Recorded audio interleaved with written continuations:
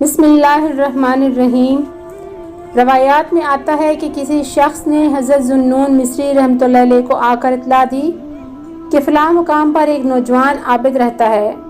آپ رحمۃ اللہ علیہ جب اس عابد سے شرف نیاز حاصل کرنے پہنچے تو دیکھا کہ وہ ایک درخت پر الٹا لٹکا ہوا ہے اور اپنے نفس سے مسلسل یہ کہہ رہا تھا کہ جب تک تو عبادت الہی میں میری ہمنوائی نہیں کرے گا میں تجھے یوں ہی اذیت دیتا رہوں گا حتیٰ کہ تیری موت واقع ہو جائے۔ یہ واقعہ دیکھ کر آپ رحمۃ اللہ علیہ کو ترس آ گیا اور آپ رحمۃ اللہ علیہ رونا شروع کر دیا۔ جب اس نوجوان عابد نے پوچھا کہ تم کون ہو جو ایک گنہگار پر ترس کھا کر رو رہے ہو، یہ سن کر آپ رحمۃ اللہ علیہ نے اسے سلام کیا اور مزاج پرسی کی۔ اس نوجوان نے بتایا کہ چونکہ یہ بدن عبادت الہی پر آمادہ نہیں ہوتا اس لیے اسے سزا دے رہا ہوں۔ آپ رحمۃ اللہ علیہ نے کہا کہ میں سمجھا شاید تم نے کسی کو قتل کر دیا ہے یا کوئی بڑا گناہ سرزد ہو گیا ہے۔ اس نوجوان عابد نے کہا کہ تمام گناہ مخلوق سے اختلاط کی وجہ سے پیدا ہوتے ہیں، اس لیے یہ مخلوق سے رسم و راہ کو بہت بڑا گناہ تصور کرتا ہوں۔ آپ رحمۃ اللہ علیہ نے اس نوجوان عابد سے متاثر ہوئے اور کہا تم واقعی عابد ہو۔ اس نوجوان نے کہا کہ اگر تم مجھ سے بڑے کسی عابد کو دیکھنا چاہتے ہو تو سامنے پہاڑ پر چلے جاؤ۔ آپ رحمۃ اللہ علیہ پہاڑ پر چلے گئے۔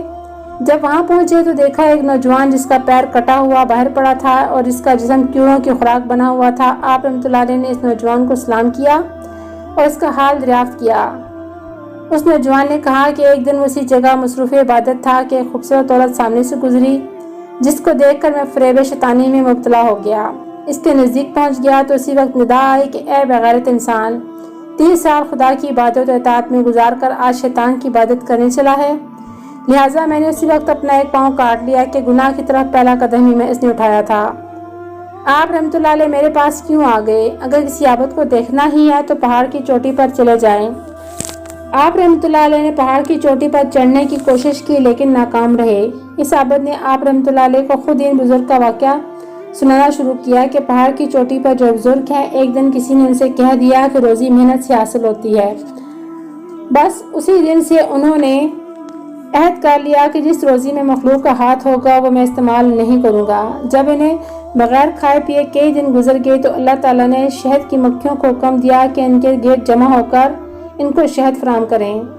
چنانچہ وہی شہد استعمال کرتے ہیں۔ آپ رحمۃ اللہ علیہ ان درویشوں سے نہایت متاثر ہوئے اور ارادہ کیا کہ وہ بھی اسی وقت عبادت اور ریاضت میں مشغول ہو جائیں گے۔ اس دوران آپ رحمۃ اللہ علیہ جب پہاڑ سے نیچے تشریف لائے تو ایک پرندے کو دیکھا جو اندھا تھا۔ آپ رحمۃ اللہ علیہ نے سوچا کہ اس کو نہ جانے رزق کہاں سے مہیا ہوتا ہوگا، چنانچہ آپ رحمۃ اللہ علیہ وہیں بیٹھ گئے۔ اس پرندے نے اپنی چونچ سے زمین کریدی جس میں سے سونے کی پیالی برآمد ہوئی جس میں تل بھرے ہوئے تھے۔ اس پرندے نے تھوڑی سی زمین اور کریدی تو اس میں چاندی کی پیالی برآمد ہوئی جس میں ہلکے گلاب موجود تھا۔ چنانچہ وہ پرندہ تل کھا گیا اور گلاب کا پی گیا۔ اس کے بعد وہ درخت پر جا کر بیٹھ گیا اور وہ پیالیاں غائب ہو گئیں۔ آپ رحمۃ اللہ علیہ نے دیکھا تو آپ رحمۃ اللہ علیہ نے توکل پر کمر باندھ لی اور ایک جنگل کی راہ لی۔